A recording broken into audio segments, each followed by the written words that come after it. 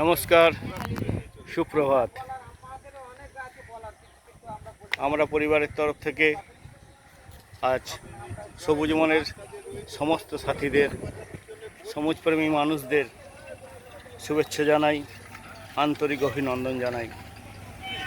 সবুজের অভিযান আমরা গত বছর শুরু করেছিলাম। আক্ষরিক অর্থে রাস্তায় নেমে কোদাল, শাবল, কাঠারি হাতে আমরা গাছ বসিয়েছিলাম প্রায় 50টি, যার কয়েকটি স্বমহিমায় জীবিত। আজকে সেই সমস্ত গাছগুলো আবার রক্ষণাবেক্ষণ চলছে, নতুন কিছু গাছ বসানো হয়েছে। সাউথ ইস্টার্নের ফুলেশ্বর শাখার স্টেশন মাস্টার এবং স্থানীয় গ্রামবাসীদের সহযোগিতায়, উৎসাহে এবং আমরা পরিবারের সক্রিয়ভাবে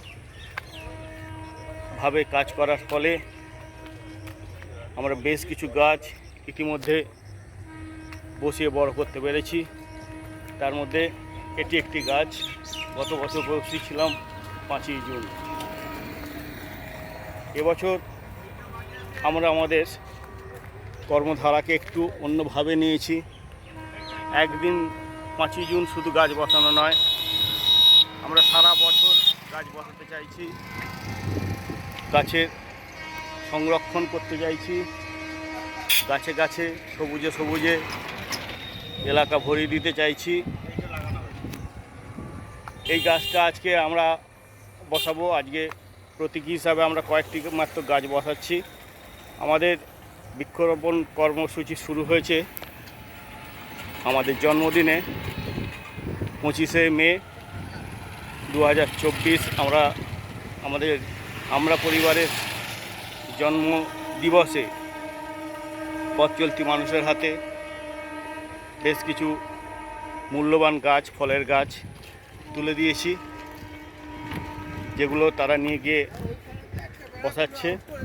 বসিয়েছে এবং আমরা পর্যায়ক্রমে সারা বছরই গাছ বসাবো।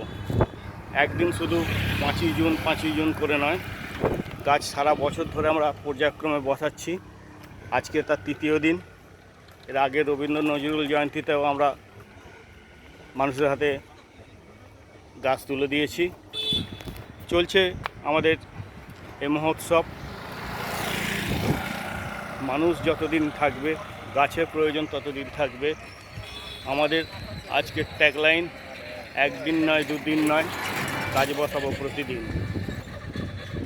আমরা পরিবারের তরফ থেকে যারা দেখছেন, যারা দেখবেন, প্রত্যেককে অনুরোধ করছি, গাছ বসান। নিজের জন্য, নিজের পরিবারের জন্য, বাড়ির শিশুটির জন্য তার হাতে উপহার তুলে দেওয়ার সাথে সাথে একটি গাছ বসানোর স্বপ্ন তুলে দিন।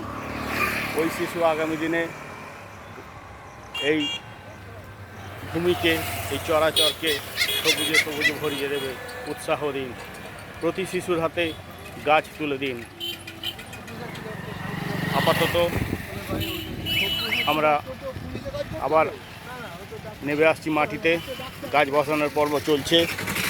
আমাদের কয়েকজন সদস্য দেখতে পাচ্ছেন, ছড়িয়ে ছিটিয়ে ফুলেশ্বর স্টেশনের কেবিনের থেকে রেলের ব্রেকে দেওয়ার জায়গায় আমরা গাছ বসিয়েছি এবং বসাচ্ছি।